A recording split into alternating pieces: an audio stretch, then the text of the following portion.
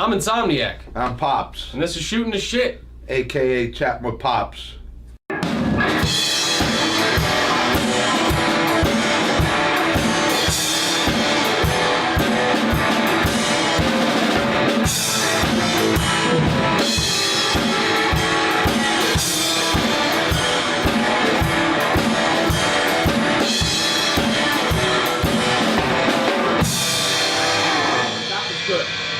That one was good. Now that one was pretty decent. I'd like to see something. Alright, so this is episode 29, I think, of Shooting the Shit.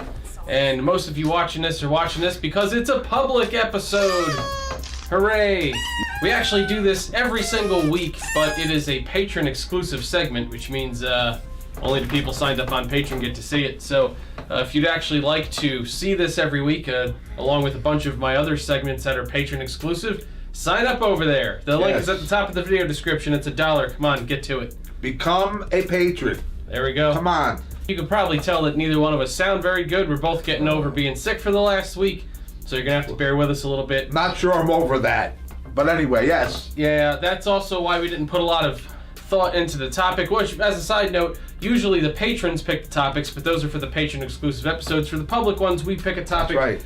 But today we just went with a shit ton of topics that none of them are long enough to really fill an episode, but they're all kind of cool questions to ponder and discuss.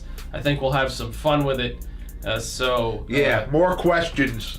I love questions. This whole segment's based on questions. Like I said, affanablo. Alright, let's go. This guy. Yeah. Alright, let's get started. That's what you need. No. Okay. Fucking right off the whiskey. That's what I need, yeah. Like a hole in the fucking head. That's what helps you feel better. Yeah. Come on. If you had intro music, what would it be and why? Oh. I actually like this question. It would be Melissa by the Allman Brothers. Why? Because this song, from the time I was 13 and I'd be playing it, playing along in the band. I've been playing the song that long, since I'm 12, 13 with the band. That song would just take me away somewhere else, And the thing about the Allman Brothers is Dickie Betts at the time and them guys had just played Sunshine, and it took you somewhere, And so that song always took me somewhere else, I could see myself in the sun, trying to catch a freight train, Just, that's why. It just a wonderful song.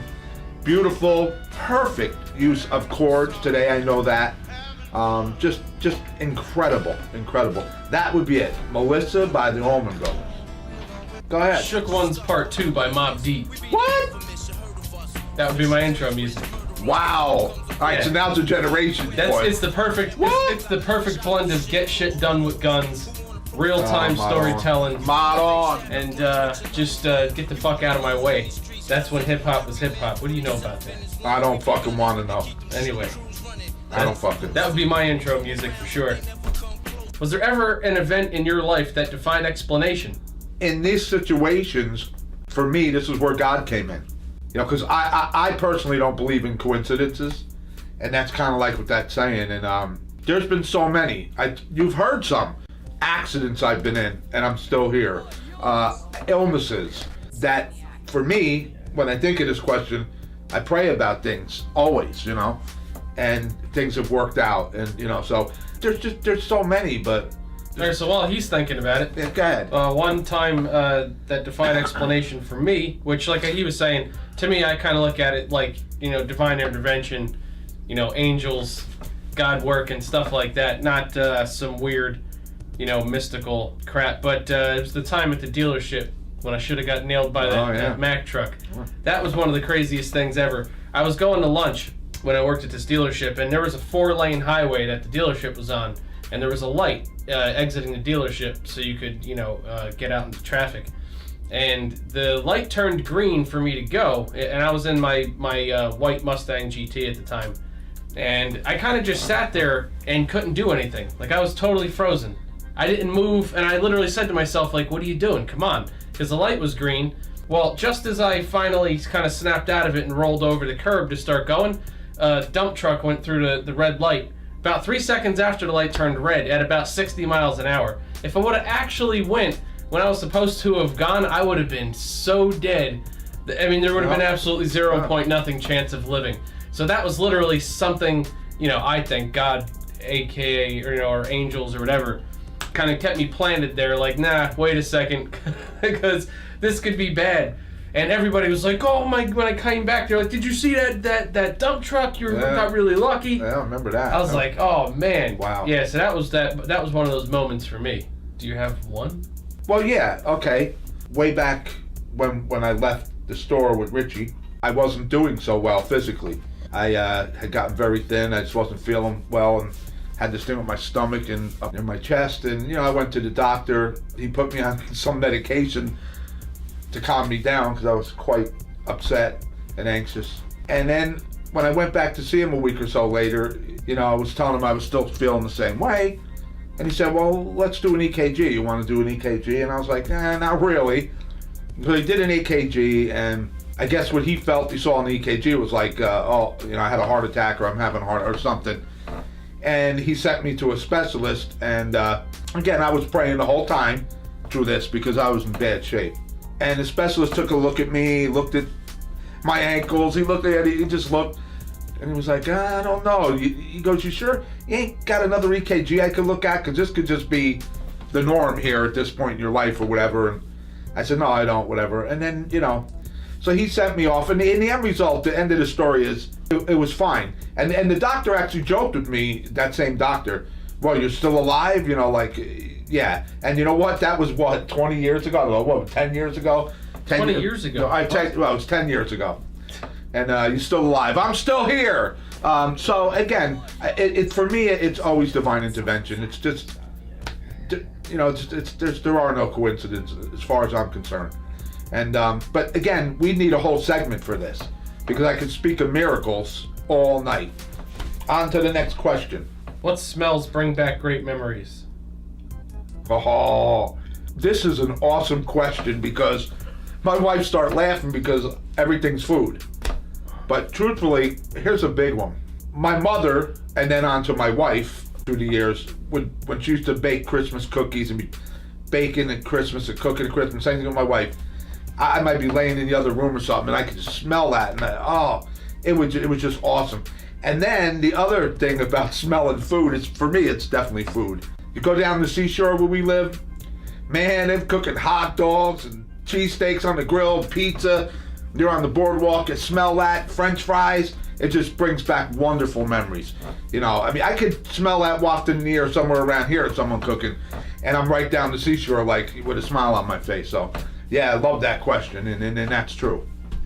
Speaking of the seashore, for me, it's if the wind blows just right sometimes, if you get that kind of hint of, you know, salt water in the air. Reminds me of the time I used to spend when I was a kid down in Long Beach Island. For some reason, it kind of brings me right back to that specific time when I was... That's a good one. When I was younger. That was great. Another great one. Other than that, I don't really seem to link things to smells very much. Who would be the best and worst person to be stuck on an elevator with? Well, here we go. Dr. Scalamaro, who will be watching this. The best person to be stuck in the elevator with is you, Dr. Scalamaro. Because I know she would just talk to me, you know, and I'd be okay. That's how much I love and trusted you, Dr. Scalamaro. Still do. Miss you. That's a great choice. I'm talking to you because I know she's going to watch, you know. Let's say her. So, yeah. And worst. That's a great choice. Oh, my God, worst. I don't know, maybe, you know, my wife probably get mad. Maybe my wife, because she gets all tense with me a lot of times if I start to get anxious or, you know, she gets, I don't know, I guess it upsets her. So, sorry, Dane. I guess the best person to be stuck on an elevator with would be Rosemary, my girlfriend. Because I don't really care. If the elevator gets stuck, it's not a huge deal. Someone will get you out eventually. I don't really have an issue with that, so I don't think the anxiety would really set in too much. So at least like her and I could have conversation or, you know, whatever. Worst person I'd say would be, you guys, nobody's going to know who this is except for me, but this lady that lives where I do security, it's Lady Barbara. She is so freaked out about riding the elevators that she makes tenants ride the elevator to her floor and then go back to their apartment. She won't even ride the elevator to her floor by herself. Wow. Brand new elevators, mind you. Yeah, so I imagine if I were stuck on an elevator with her, I would imagine I'd have to kill her. And that would be pretty sad. Oh my God. And be, of course, a homicide investigation afterwards. There you go. Okay. What song always puts you in a good mood? Oh man. Of course, I just mentioned Melissa about my intro music, but I would say a song that puts me really in a good mood. Again, it's back to the Allman Brothers, because Dickie Betts said just played "Sunshine, Man, Sunshine." It would be "Blue Skies" by the Allman Brothers, but there's so many. That would be number one or up there, but there'd be like 10 or 20 number ones. I mean, there's so many incredible songs that as soon as I hear them, it's like, wow. There's a song by Milo called Suavecito. Check that song out. Go look it up. Milo, Suavecito. Absolutely makes me happy. But Blue Skies is up there number one. And again, I could go on and on, so I'll leave it at those two. They really make me smile, make me happy. The song that makes me happy without fail is Sunday Morning by Maroon 5. And it doesn't ever since the first time I heard it, still to this day, I get the same effect every time I hear it. That's just great. Who's the first band or musician you were really into? Do you still like them? Grand Funk Railroad. And unfortunately, I don't like them today because half the band screwed the other band member, Mark Foreigner, the lead guy. The drummer and the bass player are Dirty Dogs. So that's who I was into, and I don't like them today. I still love you, Mark Foreigner. I'd love, nice if you ever seen it. Yeah, somebody forward this to Mark Foreigner. Yeah, God bless you, Mark Foreigner. And he does. Good brother. I think the first band I was majorly into is Dave Matthews Band. And anybody who's seen these episodes, I don't need to go on about that. You already know how I feel about that. Yeah, Dave. You know, it's it is what it is. Love them. And we gotta get those tickets, by the way. Yeah. Where's the most relaxing place you've been? Out in the woods somewhere, taking a hike, or the beach. And I should have said that the other way, because the beach would be first. If I sit on the beach and really I'm relaxed, close my eyes, there's nowhere like the beach. Just love the beach. Yeah, you know, I think that question wanted a specific answer, but I don't have one. Basically, it's anywhere there's a quiet beach. I have to stick that in there, because if you go to one of those trashy shit-ass beaches where you have a boardwalk and a bunch of Guidos and a bunch of assholes that aren't supposed to be near a beach anyway, you know, dirtying up your time, that kind of screws it up. But anywhere where it's just nice and peaceful and it's just you hear the waves. Yeah, Ocean Grove's a beautiful place. I could float around in the water. I like Long Branch. Yeah. Yeah, so the beach. The beach, yep. Time freezes everyone but you for a day. What would you do? I don't know if I want to do this question. I don't even know where to go with that. Well, I'll say something that's out of my character, but I guess I'd rob a bank. All right, go ahead, because you obviously have an answer. I don't know what I would do for the whole day. That's a long time, but I know that one of the first things I would do is definitely go get my hands on one of the fastest cars I could find and just drive it like an asshole all day. I'm not sure what else I'd do, you know, during that time, but that would be I would just take advantage of the roads. Of course, I'd have to probably spend half the day driving out of state so I could find some roads to actually use, because this place, if you were to freeze time, it would just be fucking roadblocks everywhere because there's cars. Oh my God, New Jersey. Here he goes again. Fucking this place. We got to put the rant over him now. Yeah, well, you know, it is what it is. There you go. You guys know how I feel about Dirty Jersey. If you had your own personal mascot, what would it be? It would have to be my dogs, Lola and Maggie. I got a Shih Tzu and a Maltese. I love them girls. They'd be your mascot? They'd be my mascots. Right. Yes, they would. A giant middle finger. Oh my God. That would be my mascot. Everywhere I go, just a giant middle finger following me. Like, hey, how's it going? But the thing behind me is flipping everyone off. Wow. Hey. All right. If you were on the run for a crime you didn't commit, where would you go? I guess I'd go to a good lawyer. You know, that's it. Good lawyer. I mean, you're on the run. Like, they're trying to arrest your ass. You might want to call a lawyer once you get to where you're going, but where would you go? I don't really know how to answer that question. I don't know where I'd go. Well, that's my answer. I don't know where the fuck I'd go, because I don't know who the hell I have to rely on these days.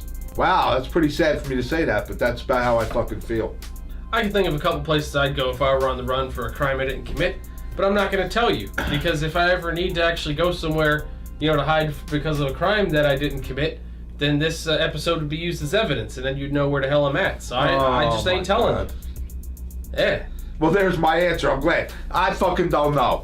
Go ahead. I have to make sure there's cigars wherever I'm going now. Oh, there you go. That's important. How many more questions are there? I think that's it. Yeah? All right, well, I'll fungal. this was episode 29. And we were sick as shit, or trying to get over being sick as shit doing this episode. Yeah, as you can tell, I'm still not exactly feeling great. Hey, sign up as patrons. Right. So it's $1, $12 a year. Yeah, I You mean, know? the long story short of it is if you don't sign up there, besides the fact that you won't see my full cigar reviews, my Cigar War episodes, and a bunch of other stuff that I have as rewards, you're not going to see us two crazy bastards for another 4 weeks because we only do one public episode per month. Yeah. So, yeah, for the patrons out there, we will see you next week. For the rest of you, we'll see you in a month, but you should sign up. Links at the top of the video description. And again, it's not just chatting with Pops. He's got all kinds of informational stuff that you might enjoy. He's into all kinds of stuff, Rob. I do all kinds of stuff. You'll get a lot of information beyond us just talking and cursing and fucking bickering. Sign up as patron. That's right. All right. See you all next time. See ya. Oh.